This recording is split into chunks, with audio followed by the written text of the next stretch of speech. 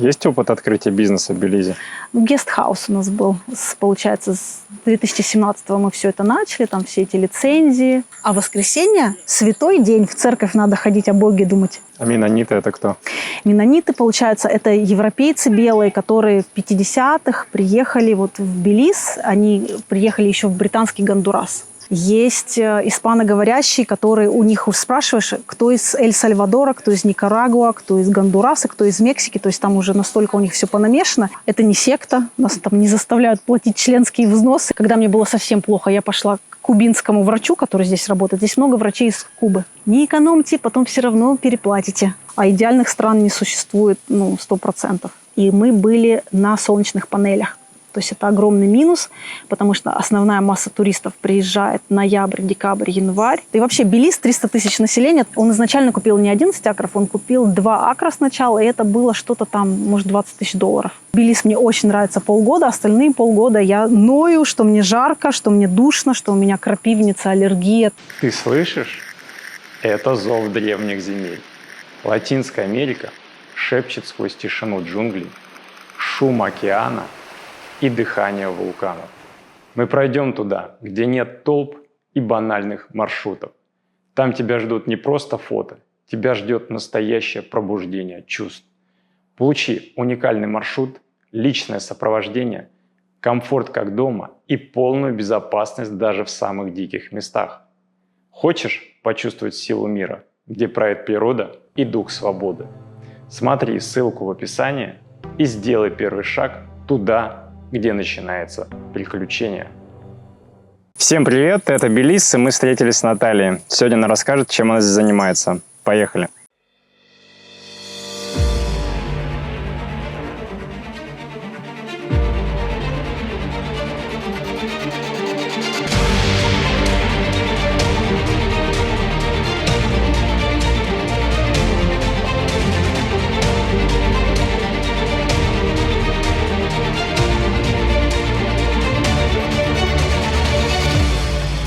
Всем привет. А в какую мне камеру смотреть? В любую.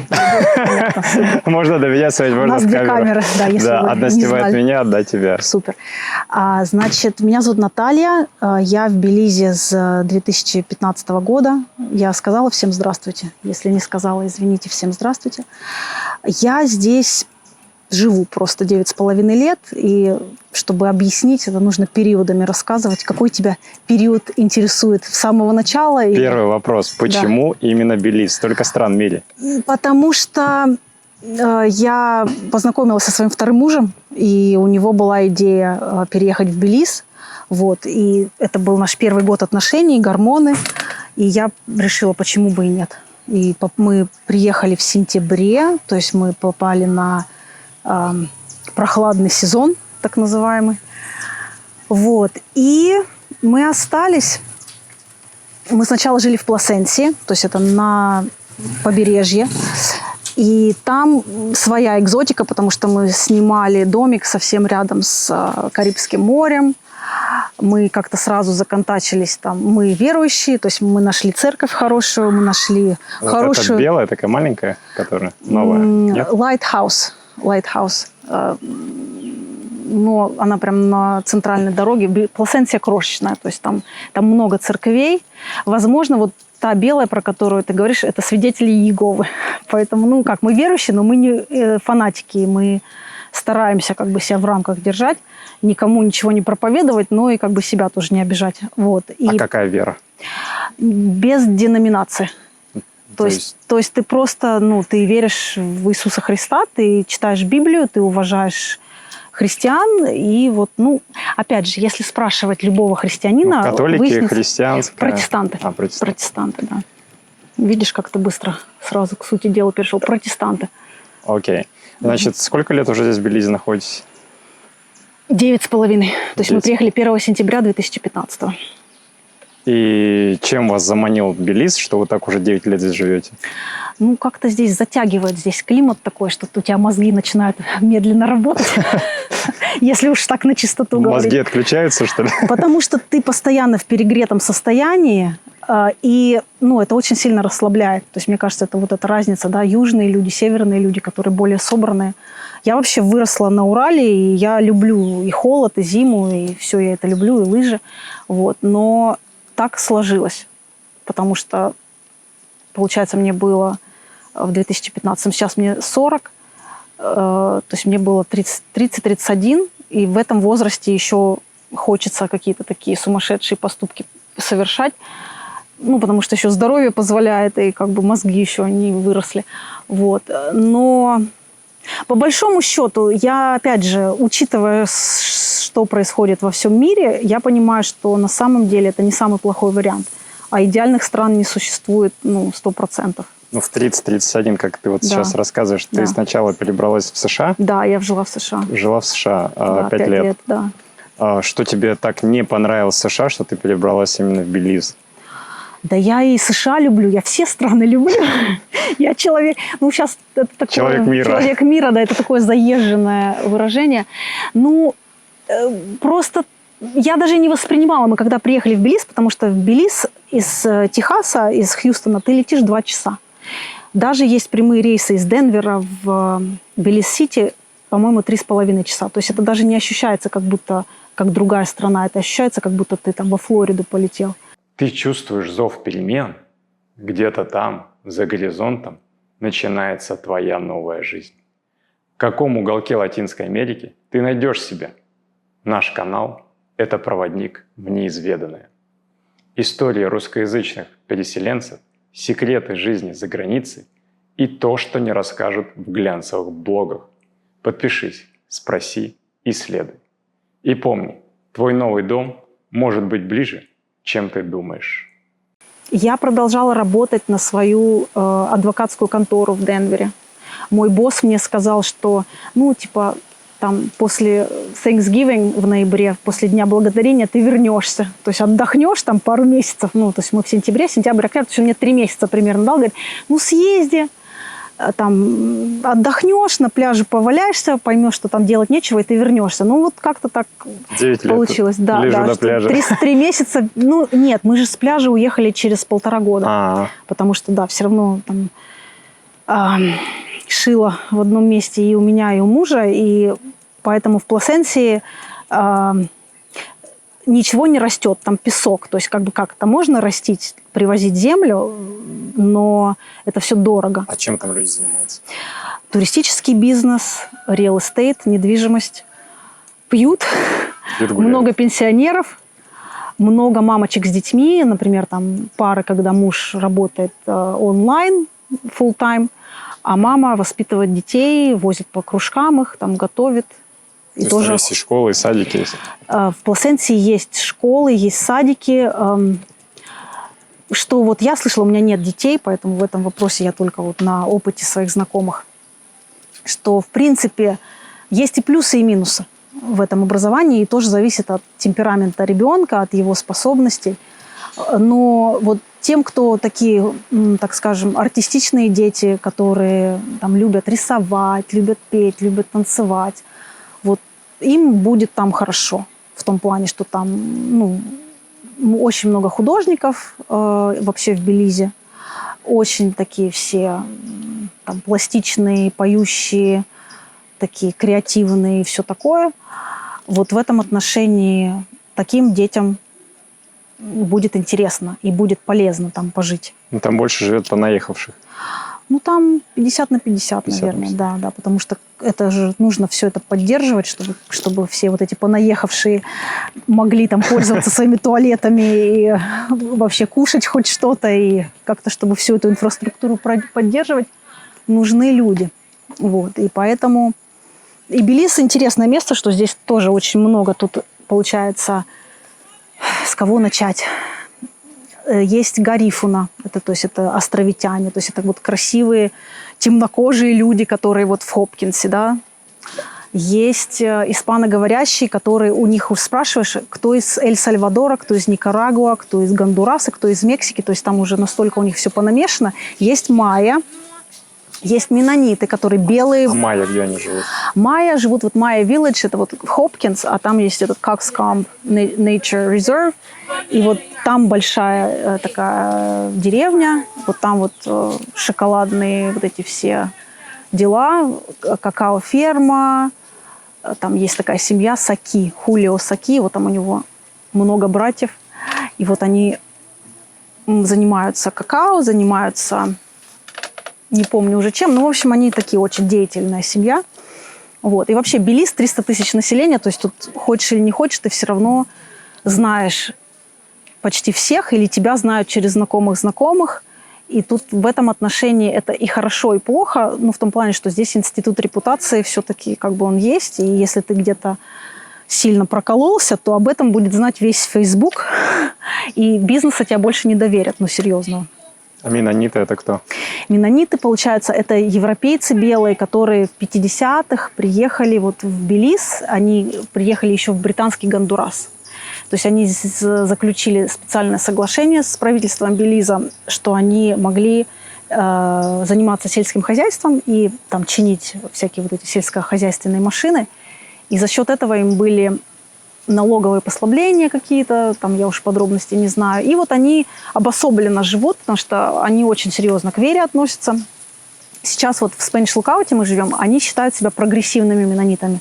То есть прогрессивность заключается в том, что там у половины канадские и американские паспорта, и они, они пользуются всеми благами цивилизации, телефонами, машинами, там, всеми там, этими часами Apple и всем остальным. И они очень открытые. То есть вот мы, например, вообще чужаки, и нас очень хорошо приняли. Это не секта, нас там не заставляют платить членские взносы или там переписывать свои дома и свои немногочисленные имущества на кого-либо, то есть такого нет. Вот, но много церквей в Белизе. То есть, у них какая вера? Ну, они протестанты, получается. Это как... Они называют себя, что мы без деноминации. То есть вот есть Библия, есть Христос. И они... Вот чем хороша церковь, например, для семей, да, для людей с семьями, что это как очень классная комьюнити, в котором мамы... Это типа как детский сад. То есть там мамы вместе организовывают все, что угодно. Там от днев рождений до Новых годов и там всевозможных вечеринок. Для детей там поют, развивают, все что угодно. И это все в безопасной среде, это все там, если это они покупают там какие-то, не знаю, там краски или какие-то проекты делают, это все очень по цене очень доступно. Там на лошадях они катаются, потом вот они какие-то организовывают вот эти вот поездки куда угодно, там зоопарк. Они льготы сейчас имеют от государства Белиза? Да, они продолжают. Продолжают иметь. Да. Поэтому они сидят в Белизе. Хотя, опять же, молодые меннониты любят уезжать в Канаду, в Америку, там получить профессию, опыт работы, а потом, уже в зрелом возрасте или на пенсии вернуться в Белиз и здесь в привычном климате для них жить, получая какие-то бенефиты там от Канады, от Штатов, или там периодически туда продолжая ездить. Вот. То есть они как бы тоже не зацикливаются, что вот мы только здесь живем. Нет, они как бы где нас ждут, там и мы приедем. Да, ты жила в США. Да. В Белизе жизнь дешевле, чем в США? В моем конкретном случае, да. У меня нет детей. Я не могу сказать, что я прям сильно там привыкла к каким-то там роскошествам, излишествам. Такого нет. Я люблю там качественную еду, качественные вещи, но без фанатизма. Вот. И основной источник моего дохода – это мой муж, потом за кадром сидит. Так что, девочки, извините. Окей. А в США? Чудес не будет. В США ты, говоришь, работала. Ты работала в адвокатской компании, ты юрист или кто? Нет. Вообще по образованию я преподаватель английского и немецкого. Я закончила педагогический институт имени Крупской, Надежды Крупской в Москве. Вот. Потом, я училась в Германии 3 года. То есть у меня случилось какое-то помрачение, я решила, что я буду биологию изучать, микробиологию. Вот. Но это быстро прошло после того, как я годик поработала в лаборатории, в госпитале потом поработала в Штатах. Это отдельная история. В общем, я поняла, что не выйдет из меня биолога там, или микробиолога, или лабораторного работника, потому что, в общем, я достаточно ленивый человек. А преподавание английского, здесь ты его используешь, преподаешь? Мы год в школе проработали, и я там химию преподавала на английском. То есть вот в прикладном отношении, Белизе. естественно, да, помогает. Да. Потому что спасибо моим учителям в России, что я могу более-менее адекватно изъясняться сейчас в Белизе. Но как преподавать английский, нет смысла, я не носитель языка. Вы за границей, все незнакомо, все чужое, и вдруг здоровье под угрозой. Что делать? Вас не оставят одних. Росмедицина как тень, что всегда рядом. Мы организуем срочную госпитализацию, эвакуацию, даже роды за границей. И все это в лучших клиниках Латинской Америки и России. Включите Росмедицина в страховку и получите доступ к лечению без доплат. Медицинский самолет, скорая помощь в аэропорту, врачи мирового уровня. Вы не просто пациент, вы под защитой Росмедицина. Когда здоровье – дело жизни. Например, там в школе мы работали, это была homeschool, как это называется, да, когда кооператив домашний, когда несколько детей, мам собираются и вместе, АБЭКа есть такая американская школа, и вот они там получают учебники, там в старших классах идет сопровождение онлайн, и вот нужны такие бэбиситеры для этих детей, которые бы проверяли, что домашнее задание делается, что дети идут по графику. Вот этим мы год занимались вместе с моим мужем. Потом решили, что нам лучше вместе не работать, потому что это тяжело, там всю эту работу приносить домой, потом дети все разные. Поэтому я после того, как я полный год отработала в школе, я очень уважаю учителей, очень сильно. Есть опыт открытия бизнеса в Белизе? Гестхаус у нас был, получается, с 2017-го мы все это начали, там все эти лицензии. И мы окончательно от всего уже скинулись с плеч. Почему? Потому что, основная причина, наверное, ковид, потому что мы, получается, в 2018 году мы официально открылись. И когда в марте начался ковид, у нас слетели заказы, bookings. И мы как-то держались, там у нас были местные, к нам приезжали. И мы жили в этом доме. То есть мы, получается, жили в доме на втором этаже. Первый этаж мы сдавали, и плюс у нас там было еще 2 отдельных маленьких домика.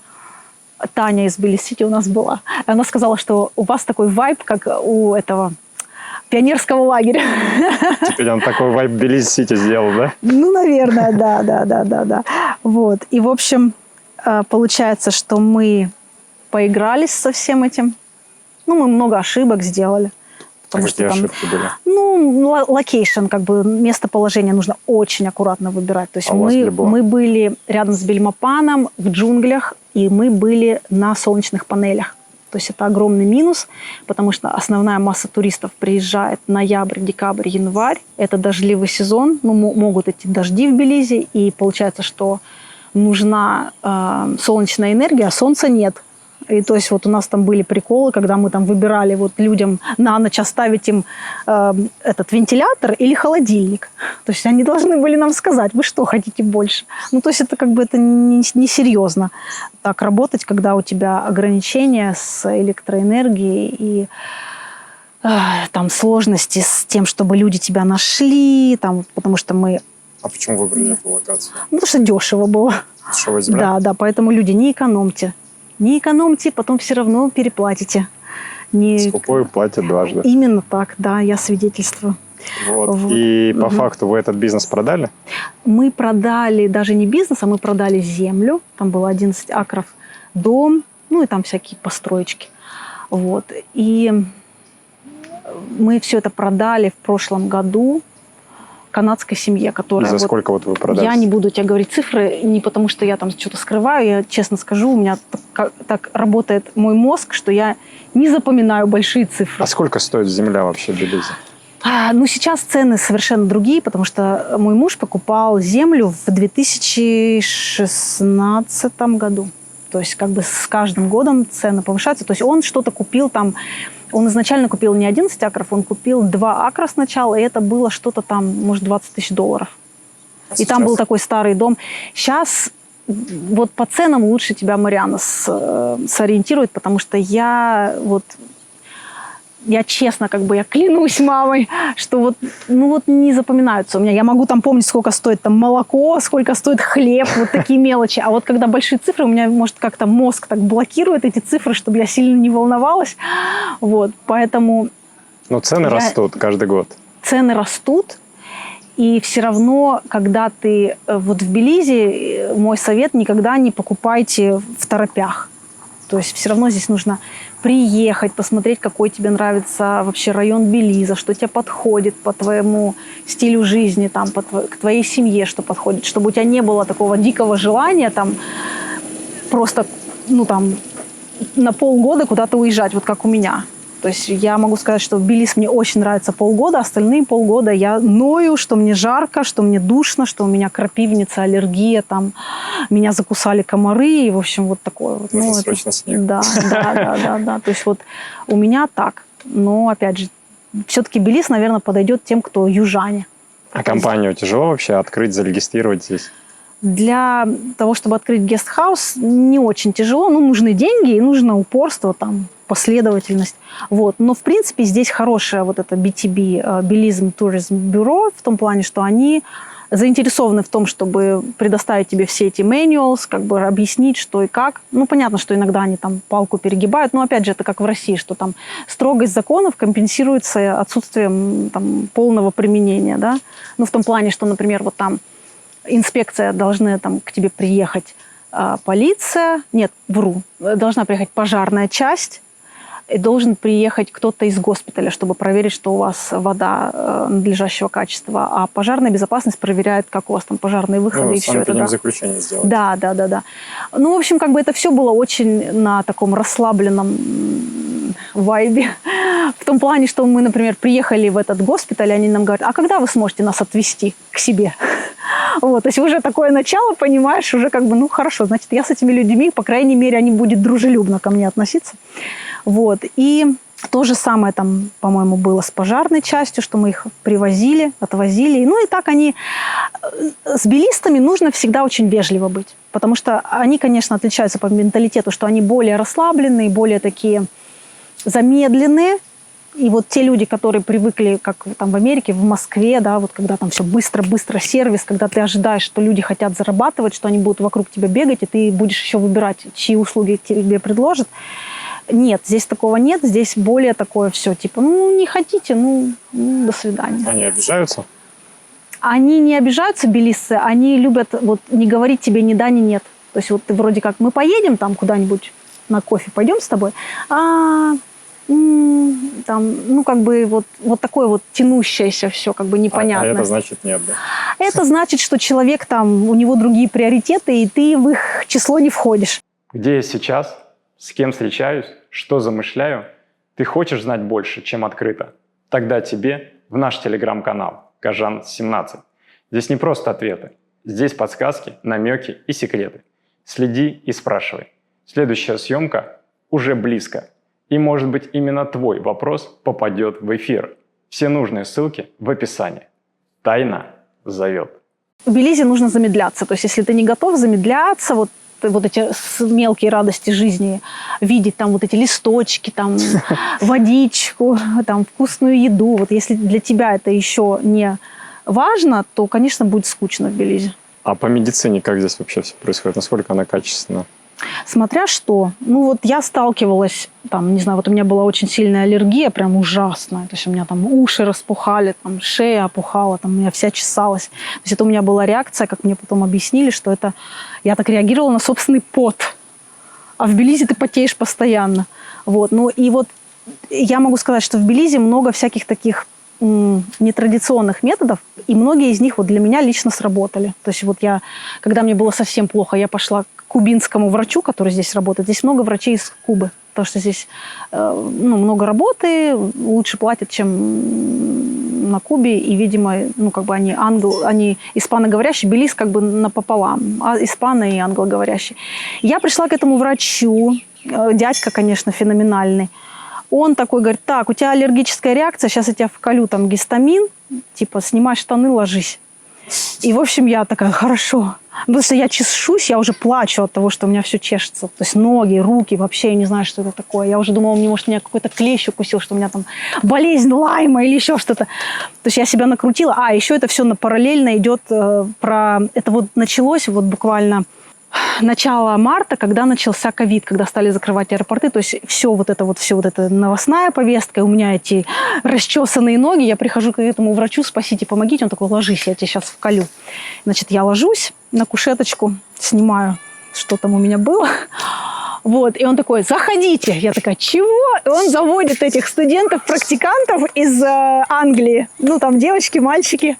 Он такой, вот, смотрите, случай аллергии. Давайте, кто будет колоть? Вот, ну, в общем, помогли мне. Спасибо на этом. И была очень там приятная цена, поэтому я сильно не возмущалась. Но было неожиданно. Вот. Вот такие вот дела. А потом с этой аллергией я пошла к менонитки, которая училась в Канаде, и она занимается прям вот нетрадиционным методом лечения аллергии. Это Намбудрипад NAET. Вот не буду врать, если кому-то интересно, вот по аббревиатуре посмотрите, что NAET аллергия. Вот, терапия такая. И, в общем, 6 сессий, и у меня, в принципе, она мне показала там, ну, там она делает, у нее такая коробка с всевозможными там источниками аллергии. Ну вот у меня был собственный пот-аллерген. То есть мы там салфеточкой протирали мне подмышку, она мне клала эту салфетку в руку, в одну, в другую, там, значит, вот эти вот ее пробирочки. И параллельно она мне там что-то простукивала в позвоночнике, какие-то там рефлекторные точки, потом она мне все это показала. Но прикол в том, что это было... Каждая сессия была 60 белиз, то есть это 30 американских долларов. Я где-то 6 сессий прошла, и у меня, в принципе, вот с той поры у меня никогда такой сильной реакции не было. И плюс она мне сказала, что как только ты замечаешь, что ты начинаешь перегреваться, сразу начинай делать этот массаж, сразу в душ. Ну, то есть как бы она фактически там за мои деньги мне объяснила, что надо все-таки обращать внимание, как у тебя организм реагирует на жару, а не забивать. Вот. Ну, то есть, а я думаю, что там в России бы меня бы залечили. Но, опять же, я не знаю, я вообще к врачам с большим уважением отношусь ко всем. Просто у всех разные методы. Вот. Здесь как бы более такой натуральный подход, наверное. С чем связано, что в Белизе в воскресенье большинство магазинов, кафе закрываются, и понедельник выходной день? Понедельник выходной день? Да, в понедельник они же не работают. Только в этот понедельник, потому что тут много праздников, которых я до сих пор не помню все эти праздники, потому что там у них есть... Я даже не буду там притворяться, что я вспомню без телефона. Ну, в общем, у них куча праздников, которые вот чисто белизские, и они любят так, что я так думал, что каждый понедельник не работает. Ну, это тебе так повезло. Потому что февраль – это карнавальный месяц, и там действительно всякие праздники. И, в общем, тебе повезло просто очень. По всему Белизу, в принципе, вот я жила рядом с Бельмопаном, мы ездили в эти китайские супермаркеты, они открыты там с 9 утра до 9 вечера. А в воскресенье-то почему закрываются они? Что, в воскресенье никто не ест, не пьет или что? Где именно в воскресенье были закрыты супермаркеты? Ну, тот же возьмем Chicken Express, он закрыт и в Бельмопане, в Сан-Игнасио, везде. Хорошо, Chicken Express я тебе расскажу, потому что Chicken Express, скорее всего, владельцы менониты, а воскресенье – святой день, в церковь надо ходить, о Боге думать, а не бизнесом заниматься. И то есть все менониты свои в Европе закрывают? также, вот в Германии в той же, как бы в воскресенье, если ты не купил продуктов, будешь покупать их на заправке, если повезет. Вот. То есть это связано, ну, как бы с традицией, что церковная традиция, много людей ходят в церковь, и, ну, как бы это неудобно, но с другой стороны, зато люди отдыхают. А в заключение, Давай. Преступность здесь вообще есть? Преступность здесь, в Spanish Lookout, ее фактически нет. Нужно быть осторожным в Белиз-Сити в одних районах, которые близко к порту. В туристических местах они безопасность как бы поддерживают. Вот. А в Spanish Lookout я безопаснее всего себя чувствую, чем во всем. Ну, вот мы жили в Пласенсе, мы жили в Бельмопане, и в Spanish Lookout самая расслабленная, такая классная, безопасная атмосфера для меня. Какие бы ты рекомендации дала людям, которые рассматривают Белиз с точки зрения путешествия либо переезда? Приехать и снимать целый год. И посмотреть, как они реагируют на жару, как они реагируют на дожди, как они реагируют на насекомых. Потому что тебя, ну, как бы кого-то прям сильно кусают, кого-то не кусают вообще. То есть вот и посмотреть, отдать детей в школу в местную, посмотреть, как они смогут тут работать. Идеально, если у тебя онлайн работа. То есть тогда ты вообще в шоколаде. Потому что здесь ты работы не найдешь. Ну, здесь, потому что местные, наоборот, на тебя смотрят, как на источник дохода, а ты такой, ой, а у меня там тоже, мне нужно работать, нужно кушать, представляете? Вот, то есть, как бы местные, ты белый человек, по умолчанию у тебя есть деньги. То есть там твои все там рассказы, что я из там бедной семьи, не канают. Вот, поэтому я из средней семьи, я не прибедняюсь, я из средней, у меня мама бухгалтер, папа военный. Местные к приезжим как относятся к иностранцам? Хорошо относятся. Хорошо. Если ты нормально к ним, тебе тоже будет нормальное отношение. Вопросы остаются без ответов? А может, ты просто не задал их вслух? Загляни в комментарии и напиши. Возможно, именно твой вопрос откроет новую тему в следующем подкасте с теми, кто живет в Латинской Америке. Хочешь знать больше? Будь ближе. Подпишись и включи уведомления.